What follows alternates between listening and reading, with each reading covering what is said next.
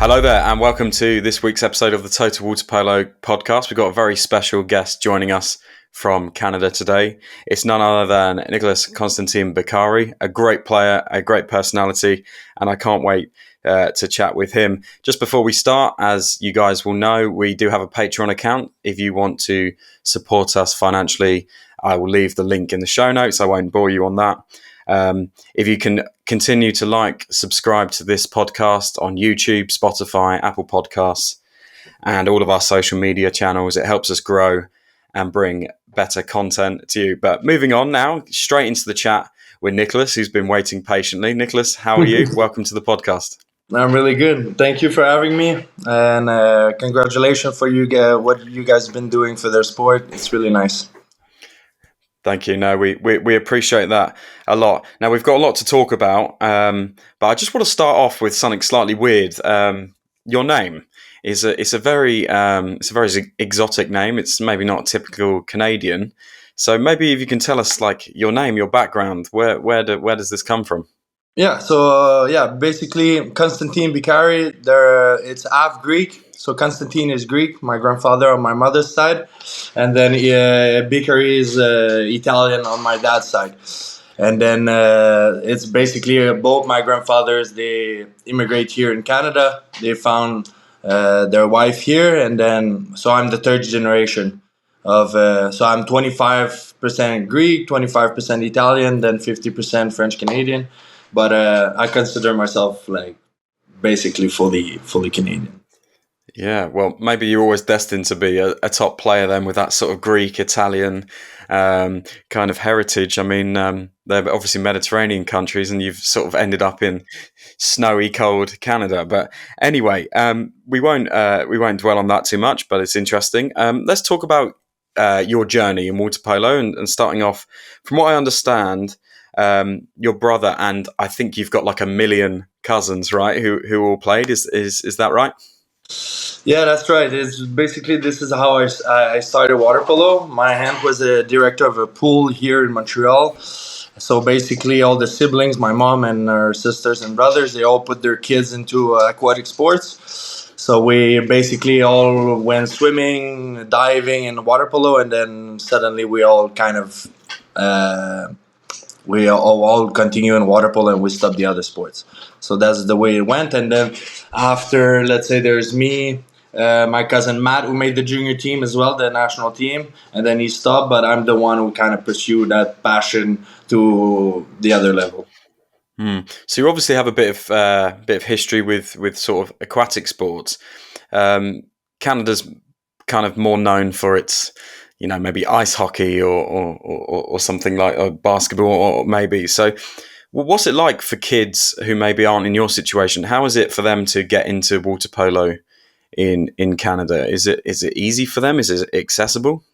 I think that's one of the struggle where we have here in Canada is actually to compete against all these sports that me personally even love to follow. I follow NBA and NHL and NFL a lot, and but I think it's just it comes with friendship, and then you're just I think a lot of kids, they learn how to swim, and then if they're around water enough, they see water polo and they're like, okay, let's try it, and then you get into the channel of water polo, and then suddenly you make the Quebec team without really realizing, and then you make the junior team, and then you make this you go towards that path.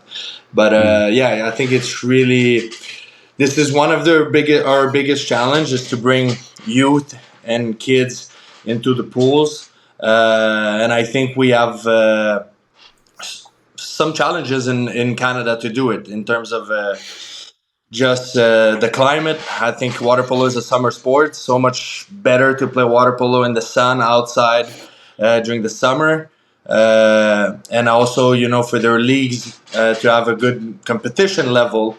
I think it's hard that Canada is so spread around. So it's kind of, the leagues are really small leagues. It's just it's a small world sport here in Canada. Mm-hmm. Small community. Yeah, for those that sort of don't really understand or know about the league in Canada, I'm talking senior leagues and maybe like under 18s and obviously the seniors.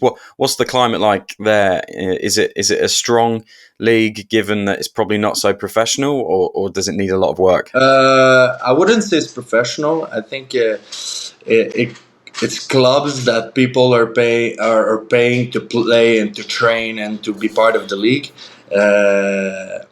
And also, there's always the the states leagues, and Yeah. then after there's the national championship that's like once a year. We're trying to improve it, especially we're trying to work on building a better pyramid for our program. But everything that's professional or elite, it comes with Water Polo Canada. So everything with the national team, this is when you enter like more professional environment of training. This is why we have the centralization and the center here in Montreal. So all the best athletes, let's say, that are 17, 18 in the country, we bring them here and we offer them at the Institute of Sport actually a professional environment so they can develop and maybe reach some of the European levels. hmm You talk about that centre of excellence. Did you have that when you were 17, 18? I mean, I want to talk about you personally now. You've obviously had a fascinating career, but I just want to know how it sort of started before you kind of got to Europe and went to Yeah, Europe. I think it was a mix of a lot of things that went in my baggage as a player. But basically, I think it's really important in Canada. In order to succeed, you got to be quite talented when you're young. So I got fortunate to be good at water polo young, but my let's say my physical abilities were not at the level of other athletes, but I had the potential of becoming a good athlete in water polo. So I got invited into the junior team in 2008, and when the senior team went to Olympics, that's the last time we qualified. And the senior team were a lot more mature. So it gave me an idea of where I could end up. And then after in 2009, the year right after, the main center of Canada, Nathaniel Miller, got injured his elbow. And then the federation and the coach decided to pick me instead of somebody that's a little bit older because of my future potential. And they brought me to Rome 2009, my first World Championship senior. And that kind of opened up my eyes. Like that was crazy for me just to be there in Rome, surrounded by all the players that I could see on maybe YouTube and stuff like this. So it kind of gave me that spark of like, okay, if I work my ass, if I work really hard, maybe I can make it to this level. And Yeah. I will always remember that final Serbia Spain in Rome. It was amazing. Just the atmosphere, the energy behind the sport, and everything was amazing. Yeah, that's right, and I think it's quite fortunate for you to make that team, and I think that's actually to date still the best ever finish at the World Champs. I think you finished in the top 8, if I'm Yeah, not we if I'm finished. not mistaken, Yeah, we which is finished. which is not an easy thing to do anymore with so many good teams Yeah. on the scene. I. I'm about to expose how little maybe I know about Canada, but it sort of seems from the outside that maybe the women have slightly more opportunities than the men. Would you say that's fair? I think a lot of the women travel down to America and go to college. A lot of the men doing that as well. I mean now, yeah, for sure. The girls they have a good exposure in the NCAA, and now we're open. We're sending a lot more athletes into the NCAA. I think now we have like 4 players, no, 5 players actually playing there in the United States, and we kind of believe in that format as well for us because it's kind of guaranteeing our players to stay involved in water polo 4 years. Then after they can go play in Europe, and then we keep them longer in the system. You know what I mean? Because Mm-hmm. that's been the hardest thing as a Canadian federation is to keep our athletes. Let's say, for example, my group, my generation '91, that was quite good. Uh, when we didn't qualify to the Olympics in 2016, it kind of played domino because everybody finish their degree and they wanted to move on and actually try to earn some money into their fields and then, like settle down into their other life of sport. So yeah, that's the thing. The opportunities, if you don't play pro at a really high level, the opportunities to actually have a good living, it's getting harder and harder. This is why we're trying to change the culture a little bit of, you can go to NCAA, you can find your own path NCAA, then after, if you have your degree, then after you can go play pro, or even if you're at this level, you can be home like maybe Australia do, that you can work and then still do the national team. We'll come back to that. We're trying to be a little bit more flexible in terms of finding your own path so you can stick around longer. We'll come back to that maybe slightly later, but obviously you mentioned there about playing in Europe, and you obviously did go and do that. And I mean, your resume is incredibly impressive. The scale of the teams that you played for, Jug, Brescia, and Ferencváros, three giants. Can we sort of go through how those sort of transfers came about? So the first one I think was Jug, right? Is that right, or is it Brescia? So basically, my career went like this. It was 2 years in Calgary. So after this World Championship in 2009, I went to Calgary. It was like basically centralization and development center. We had only 2 players at the time in Europe, just to really build our team. And then I grew up there. When I was 19, I signed in Marseille. I spent 5 years there. So it was amazing. I felt like at home after moving, because I speak French. I learned English when I moved to Calgary. And then after 2 years in Calgary of training extremely hard, I signed my first contract in Marseille. So it felt even easier for me to move to Marseille in terms of language and then just like the culture and stuff like this. And then after I did sign in Jug, and I had the opportunity to work with Nicolas Constantin-Bicari and Miles Malaka, which is for me 2 really masterpiece in terms of center position. So I think I grew up a lot understanding the game and everything, all the technical movements of the creation systems and stuff like this. So I think that was a big step up, and it was a challenge for me to actually go in Dubrovnik and adapt to this culture and this language. And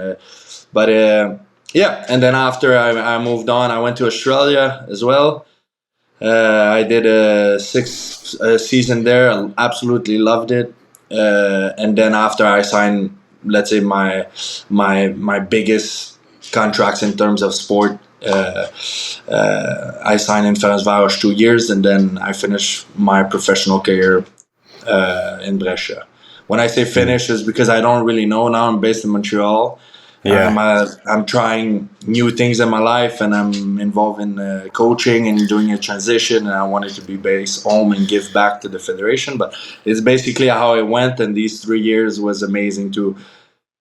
The work that these clubs are putting in their athletes, their organization, how professional they are, how they lead their team, it's incredible, and it was a blessing for me to be part of these clubs. So maybe the door's slightly ajar. It's not totally shut in terms of maybe a return to Europe. No, it's not. The door is not shut. It's just now I decided the reason why I came back, it's not because of the lack of level. I think I demonstrated this summer at this World Championship in Japan. I still have the level that I have. But it's just I wanted a more complete life in terms of not going all into water polo, and I wanted to have a little bit more balance and spending time with people I really care about, and actually looking for what's next transition or opportunities, and actually be based at home and give back to the Canadian Federation, who always had my back. What was the hardest thing about playing abroad? For me, it's okay. There's 2 things that I think are really challenging as a foreigner. So basically, okay, there's always the feeling of being homesick. Like always, like you're away. You're not spending time with the people that you want to invest real time with in terms of family, close friends, and stuff like this. So that's for sure was one of my struggle. And another thing is that just the sacrifices, that's the hardest part. Like, I mean, if you want to succeed in any sports, especially being an expat, you're not from the place, you got to go there and you got to perform and blah blah blah. So it's kind of the pressure of always prepping for the next X on the calendar. So what's next Wednesday we play this team, so I'm basically like programming or preparing for this next event, and it's like a non-stop thing. And I think the hardest thing is that it takes a lot of sacrifice to do this. It takes a lot of energy, and also that's during the 10 years I spent in Europe. I was telling people that are from Marseille playing for a club how lucky they are. Talking to everybody that's from Budapest playing for FTC, it's, for me, it's the best. I always wish that if Montreal would have a Champions League team at a high level, I would probably sign 10 years. And I think that's where it gets even harder if you're not home. If you're a foreigner and you come as an expat, you have to adapt everything, but also because you're in competition with all the other expats, the other foreigners, you got to deliver, you got to perform, and also, you know what I mean? Like, you got to fit into the team. I mean, I always think, especially as like a Anglophobe, you know, like Aussies and Canadians, Americans, you know, when you go into Europe, it's such like a difficult place to establish yourself, because, you know, you're not part of that kind of Balkan like mafia almost. You know, you're an outsider and you've got to prove yourself from day one, and it's so intense.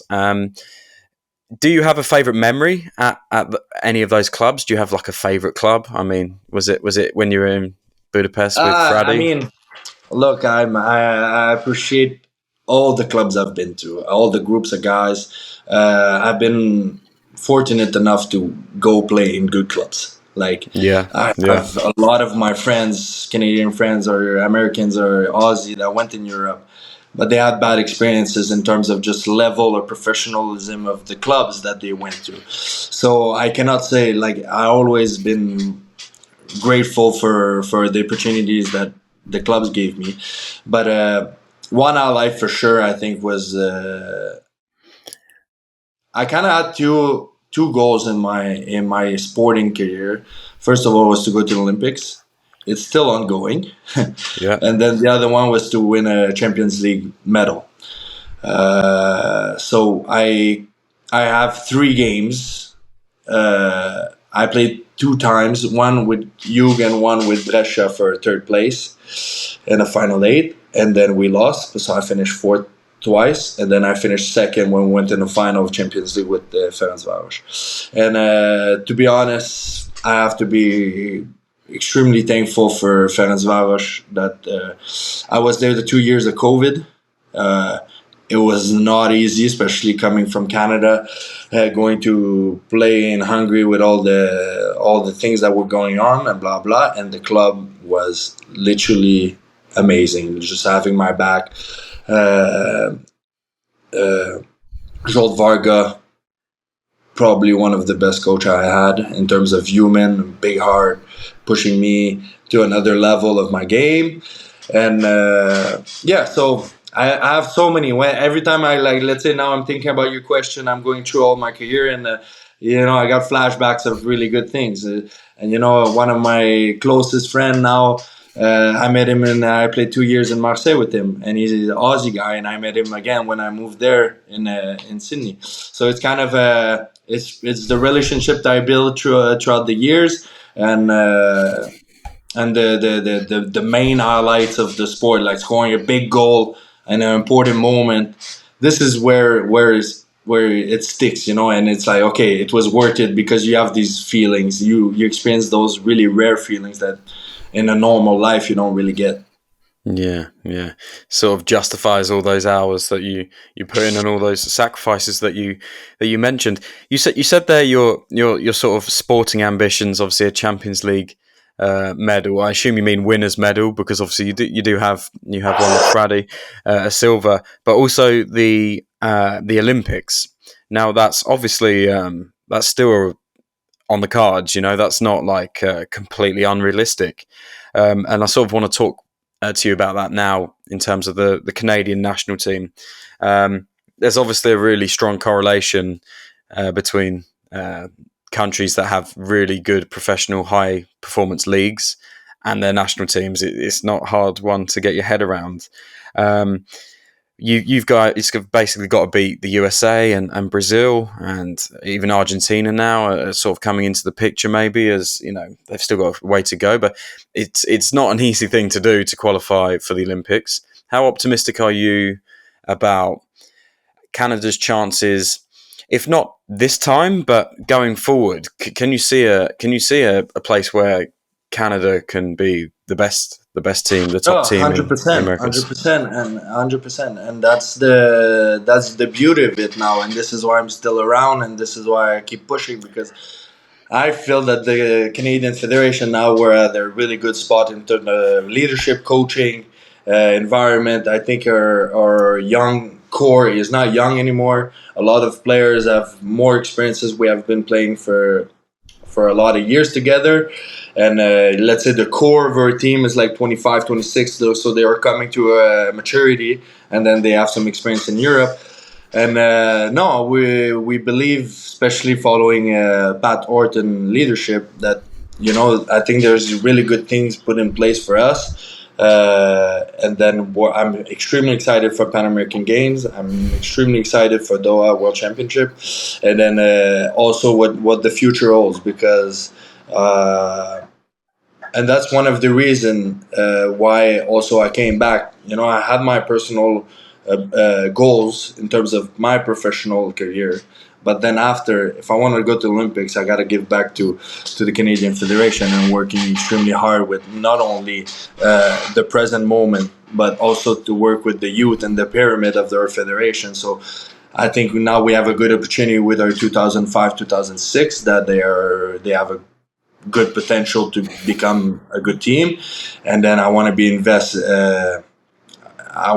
myself also in the future of Water Polo Canada, because I feel pretty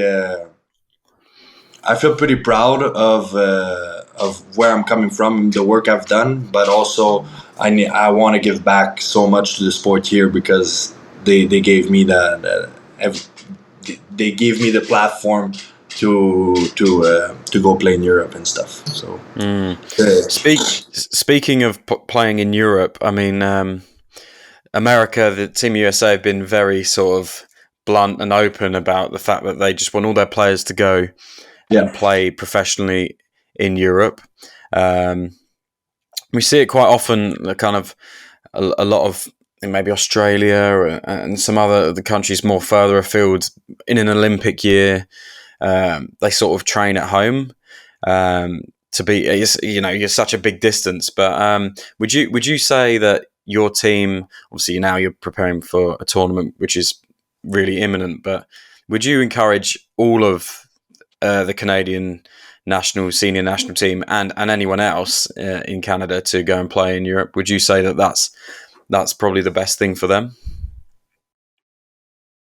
Yeah, 100%. The thing is that it's not so much playing in Europe. The question is, can you put yourself in Europe in a good situation that's good for you?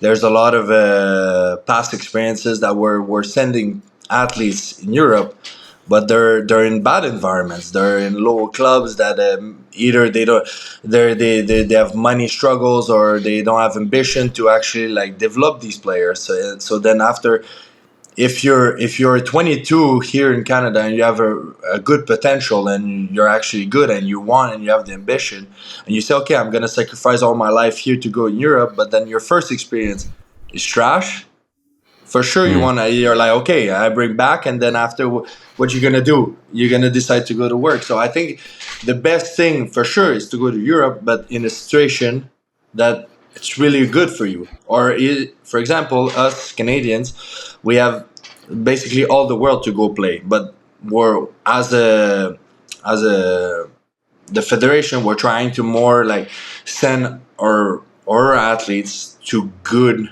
environments so they can actually like reach their full potential. So if it's in Sydney, they have to go, and because the one of the good club in Sydney that trains with the national team players and blah blah, you can go there and it's a really good environment. Go there. If it's NCAA, because the program of the NCAA in this university, they're actually like really caring about their athletes, and it's a good environment for water polo. And there's some junior national team players there that are gonna grow up. Okay, good, go there. And then, but for sure, Europe is the main place to play. Like if you play Champions League, Euro Cup in a club that has young and ambition and a really good coach, go and enjoy and learn and be a sponge and do everything you want. Just before we go into part two, you've sort of had a fairly long kind of spell in the senior national team. Is it in a better position now than it was maybe when you broke through? I know it's a difficult question for you to answer, but would you say the infrastructure and the team and their prospects is better now than that 8th place finish in 2009 in Rome? This is super hard because it's kind of like, it's like these questions like, am I better than let's say the center of Canada 10 years ago? It's so, these things are hard to compare. Like teams and eras are hard to compare, and also it's a different sport now. Like it's with the new rules and everything. Some of us that kind of experienced bowl water polo, we had to adapt in terms of how the sport changed. But I think now, I think we're back to a really solid level. I think it went 2008, 2009. Then after it kind of floats a little bit. Then after 2016, we had a drop. Okay, there's a lot of players that quit. They played like it was domino. We literally had 10 players stopping that had a really high level. And then so we had to rebuild this. And then from 2016 to maybe now, it's where we build all these like 17, 18 real potential players, and now they're coming to a maturity that it's actually really good at the worldwide level. For example, we have Bogdan, our center, that signed in Jug now for 2 years, which is amazing for him, but amazing for our federation. We have 2 guys in NCAA that are quite young, but been playing internationally for 6 years now, because they had the opportunity to come to a team, have big responsibility when they were really young, and now they're showing up like great results in terms of Real, Jeremy Cote. We have a lot of guys playing in Europe, so it's kind of more balanced. And as a veteran, it's really nice to have young players that has experience, because a lot of players in Europe, they play let's say low level of their league, but they never get the international experience of playing high level against whatever Greece or the best of the best. But them, that's the opportunity that we have as Canadians, is that when we are young, because you make the national team when you're 18 or you make the national team at 21, that means you play, you're 21 and you play in front of Dennis Varga, Aaron Younger, you're like, oh shit. But that's like huge opportunities to grow as a player playing against the tops. Yeah. Well, I hope the opportunities continue for players, boys, girls, and in Canada. We're going to go into part two now, where some people have sent in some questions, and we normally start off part two by asking our guests to give their total 7. So their dream team, their 7 best players. You're smirking, so I assume that you've planned this. Maybe you've got some people in mind. So if you could maybe give us your best 7, maybe like people you've played with or against, your kind of dream team. If you had like a fantasy league team, who would it be? I mean, it's funny because you kind of want to go with your friends, right? A little bit, and then, but Yeah, I would say for sure. As a defender, me that I played center, I understand that. I think Jaksic is the best center back. Him and Ivovic, but for sure, I think I don't. Yeah, I would take Jaksic as a defender. I would take myself as a center. I would take Kevin Graham on the right side, Canadian lefty that had an amazing career and kind of inspired me to play in Europe all these years. I would take Shoma as a goalkeeper. I would play with Aaron Younger and Fotulis on the left side. I would probably put. I think Zalinki is playing on top of the world now for the last 2-3 years on the right side. And then am I missing someone? I don't think so. Other right side player. No, that's it. Solanke and Kevin Graham. Good. Yeah. And can I just say, did you put yourself at centre forward? Yeah, but you said yeah. No, but no, with who you would play as a 7? I want to play. I don't want to watch. I want to play with them. I'm really, really pleased that you've done that, because most people I ask people to sort of do that, build a team around themselves, but they sort of are always too they're a bit coy about that. But I'm glad that you kind of back yourself and put yourself there. Obviously, you want to be part of the team, and it's an amazing team. Yeah, and lots of those players. I mean, the nearly all of them you played with. I really like. If I have to take another center, I take Perez. I thought he was. Just the first time I saw him, I actually in 2009 I played in the pool in the quarterfinal against him, and I was just like, I was not even playing. I was just like watching. I was watching him, and so it's that's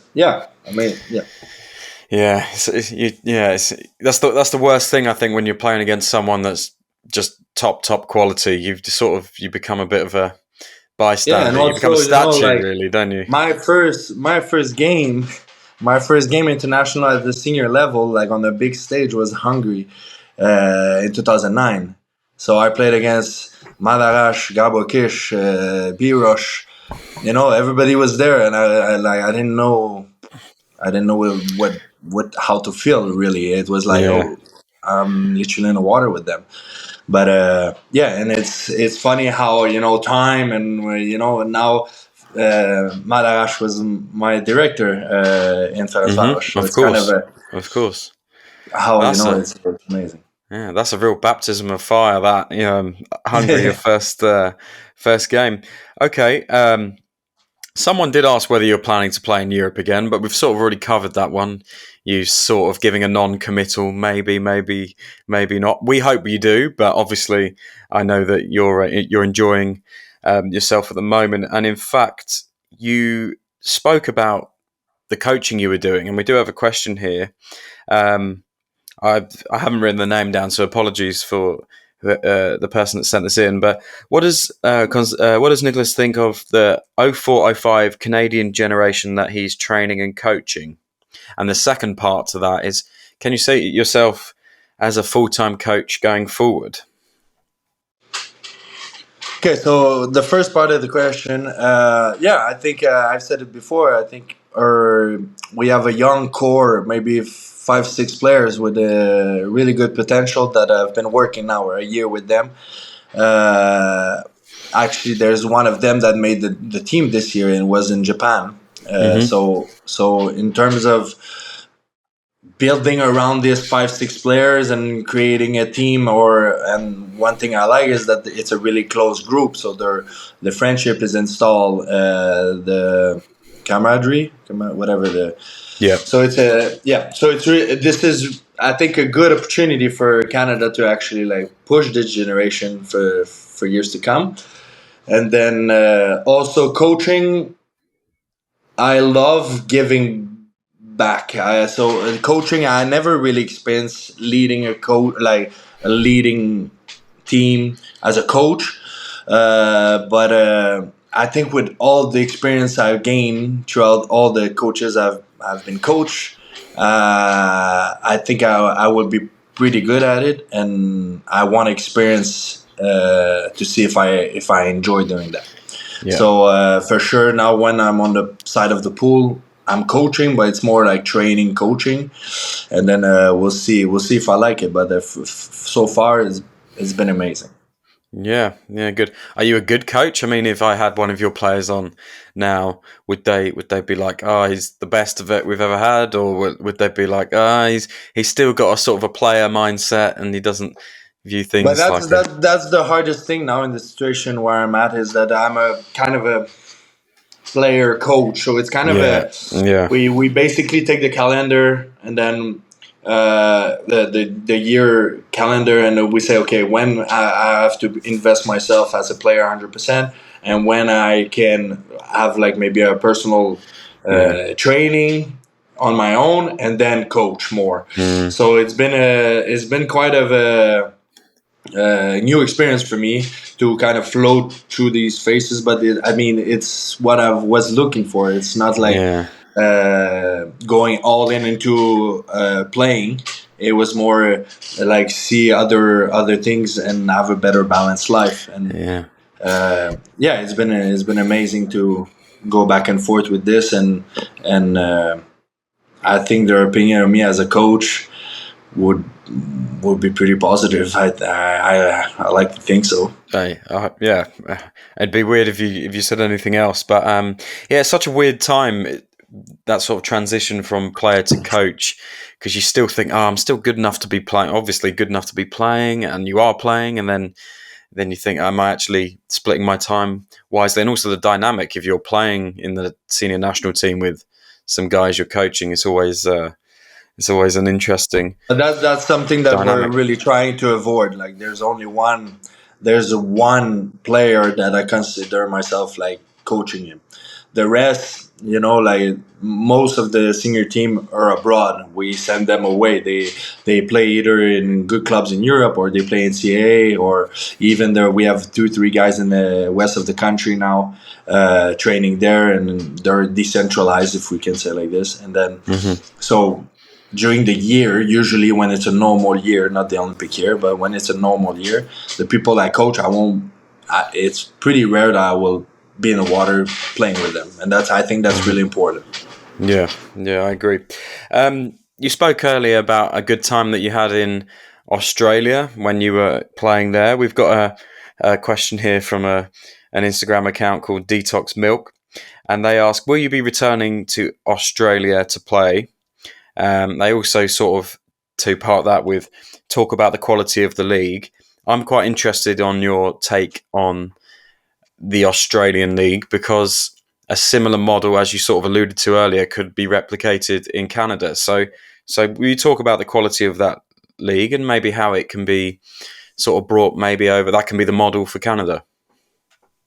Yeah. So let's say now that I'm invested a little bit more in the Canadian Federation, I try to go back into all my experiences and to see how people are doing their leagues and how they think to grow the sport there, and try to get the things that I can probably bring back home.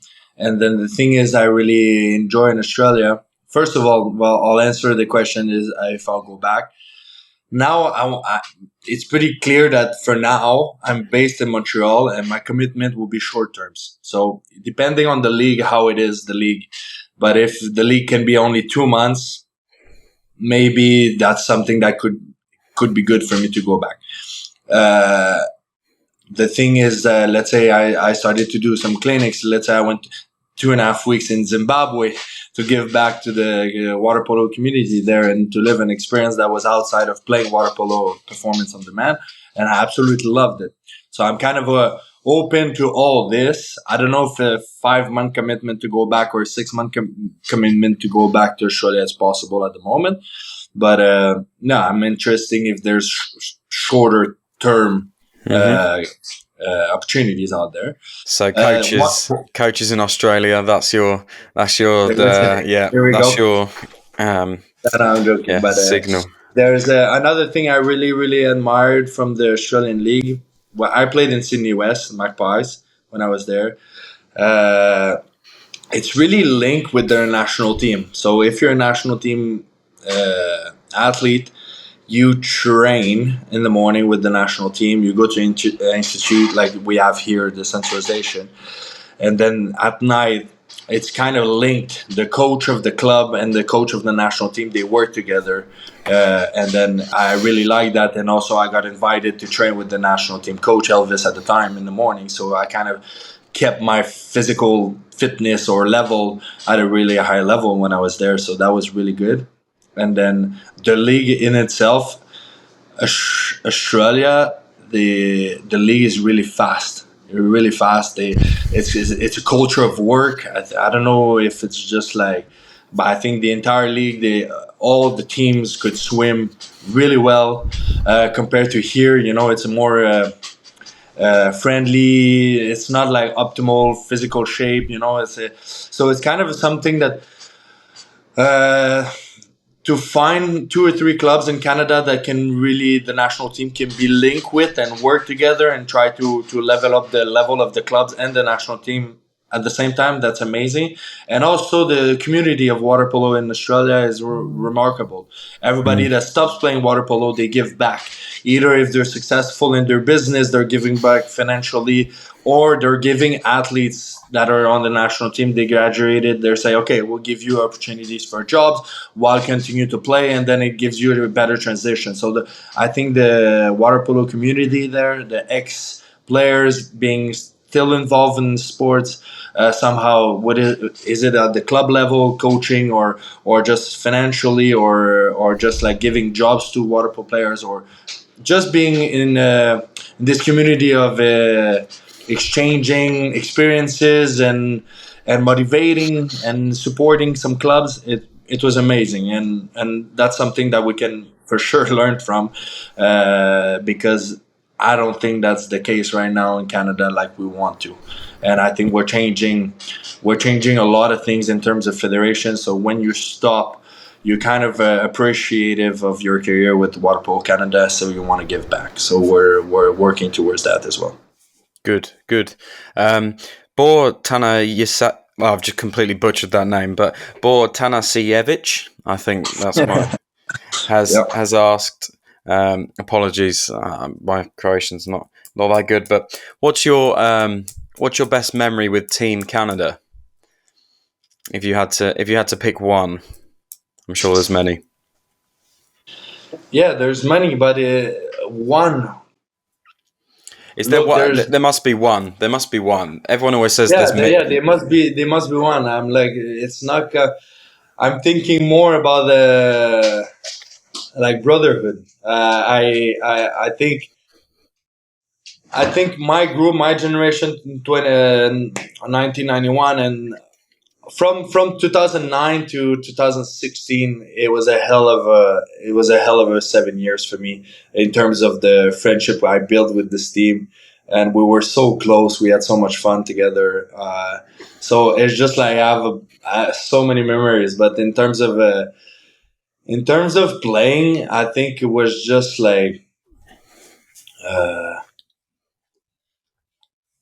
I have a good memory when we won the Pan American Games when I was on the junior team with my cousin. We beat United States in Miami, and it was it kind of gave me that push to say, okay, I want to live this feeling over and over and over and over. So yeah, just the feeling of winning, being totally exhausted, and then just the self valued after, and just like feeling extremely good about me and the team and celebrating together. So yeah, I think that would be one of my memory or emotions that I still go back to if I need some extra motivation and stuff. Yeah, beating America in America is obviously a big one. Yeah, that was on the junior level. You know, now if somehow it happens, and don't get me wrong, it's still the goal. Number one is to beat America. So, but if it happens, I think that would definitely be the highlight of my career. No offense to all our American listeners, but fingers crossed. As long as it's a good game, like who knows? Maybe that will be the game that determines whether you can go to the Paris Olympics. But just one last question before we wrap up. Normally, we ask our guests to talk about themselves in a way that isn't related to water polo, and a lot of them tend to find that quite difficult given how much time they devote to the sport. But what can you tell us about Nicolas Constantin-Bicari outside the pool? What hobbies do you have? Can you have? What things do you enjoy doing to relax? Okay, so basically, my brother, I'm really really close to my family and friends. My let's say my people around me, I really care about them. So I'm spending a lot of time with them. And my brother is an artist, so we have an athlete and an artist in the family.